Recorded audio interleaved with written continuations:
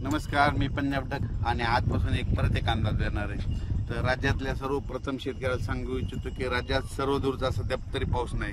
28-29 ला देखील एवढा काही पाऊस नसणार आहे म्हणून हा अंदाज लक्षात घ्यायचा।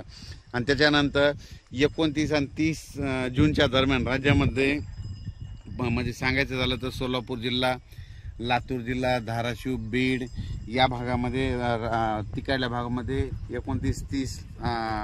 29-30 तारखेला 29-30 जूनला पाऊस पडणार आहे म्हणून हा अंदाज लक्षात येतो। ते पण विखुरलेल्या स्वरूपात राहणार आहे, भाग बदलत राहणार आहे म्हणून हा अंदाज लक्षात येतो।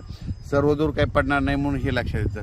पण राज्यात मात्र सध्या तरी असा विखुरलेल्या स्वरूपातच पाऊस पडणार आहे आणि ते कोकणपट्टीचा मात्र ते पाऊस म्हणजे ते कोकणपट्टीचा आणि तसाच इकडं नाशिकला ते पाऊस तसं चालूच राहणार म्हणून हे लक्षात घ्यायचं। त्याच्यानंतर राज्यात चांगलं पावसाचं जुलैच्या ज्यावेळेस समजा जुलैच्या दुसऱ्या आठवड्यात चांगलं पावसाचं वातावरण तयार होणार आहे। पण सध्या तरी एवढं पावसाचं वातावरण नाही, भाग बदलतच पडणार आहे, विखुरलेल्या स्वरूपात पाऊस पडणार आहे म्हणून हा अंदाज लक्षात घ्यायचा।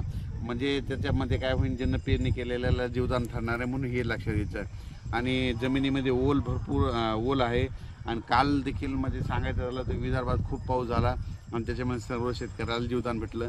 तसाच आता ह्या 2-4 दिवस म्हणजे 29-30 तारखेला देखील असाच विखुरलेल्या स्वरूपाचा पाऊस पडणार आहे म्हणून हे लक्षात यायचं। आणि ज्यांनी पेरलेलं त्यांना जीवदान भेटणार आहे म्हणून अंदाज लक्षात यायचा।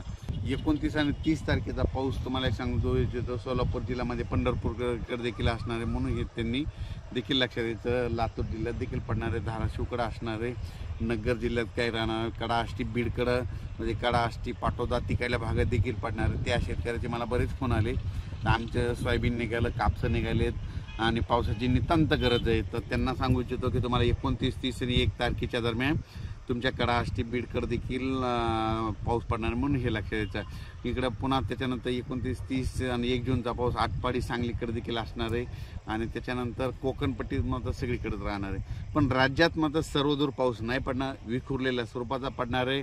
त्याच्यानंतर काही ठिकाणी ऊन देखील पडेल, कडक ऊन देखील पडेल।